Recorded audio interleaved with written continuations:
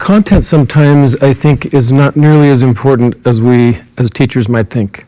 In other words, we don't need to have all this content laid out in a sequential way and make sure we cover this and then this and then this and then this, right?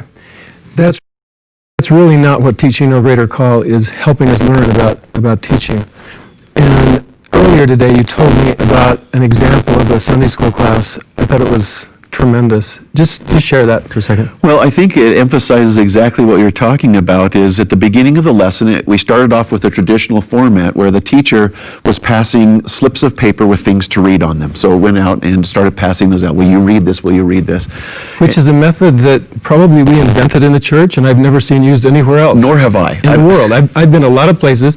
I've never seen anyone in a professional sense use this pass the slips out routine. With a little number on the top. Right. Oh, not that it's a bad method. No. But it's probably overused in the church. But what happened?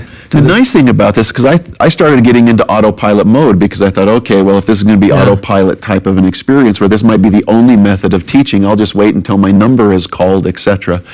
But as we started to teach and the class started to unfold, a comment would come out, and rather than the teacher dismissing the comment and say, we need to get onto my papers, he allowed the class to unfold. It was evident that he was prepared.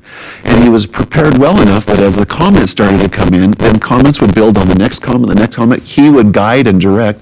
Well, as I was mentioning to you, by the end of the class, we never read one single one of the slips of paper. And I actually went up to him afterwards and I said, I wanted to thank you for the experience because this was a great example of teaching people, not lessons. He was prepared.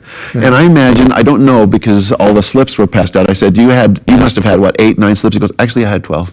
And he had all these slips. 12 slips. 12 slips. And we may have covered those. He carefully cut out and made sure that he could pass them all out. And then he chose not to use them, which in this case was inspired. Right? I believe it was inspired. It was a wonderful lesson. And as a matter of fact, afterwards, I was thinking about the principles and the practices that are outlined in Teaching No Greater Call, the resource guide, of how many things that he was doing, probably not knowing that he was doing, by allowing the lesson to come forth with the learners. I mean, that was really what's taking place, rather than letting the lesson that he prepared dominate his experience and guiding the opportunity for learning. It was masterfully done, and I don't even know if he realized how great it was. It was great. So he prepared a lesson, but when he got there, he taught the learners. Absolutely. So the lesson manual was the preparing device rather than the delivery advice. And so he was prepared to deliver, but he allowed that experience to unfold. Well, and the beauty of it all is that the Spirit directs the work. And so when the class members are able to participate and the teacher is prepared and can help in that delivery process and communication process, then the Spirit's able to work with each class member and with the teacher. And the teacher may learn as much in that process as the class members are learning, because he's now learning from those class members that are participating. And in reality, he probably covered all the material that he was intending to cover. That's a good point. That's probably true. I don't know for sure, but I bet that was true.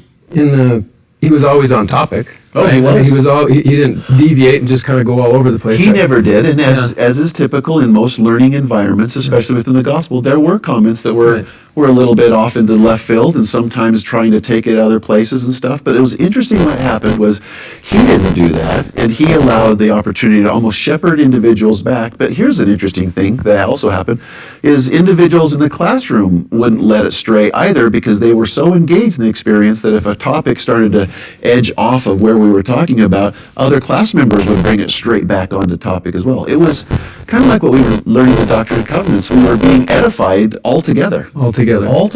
And it wasn't just the teacher's job to taskmaster it, but it was an edifying experience because of techniques, the way that he presented, the preparation of content. All of these things work together like threads in a tapestry to make a great experience.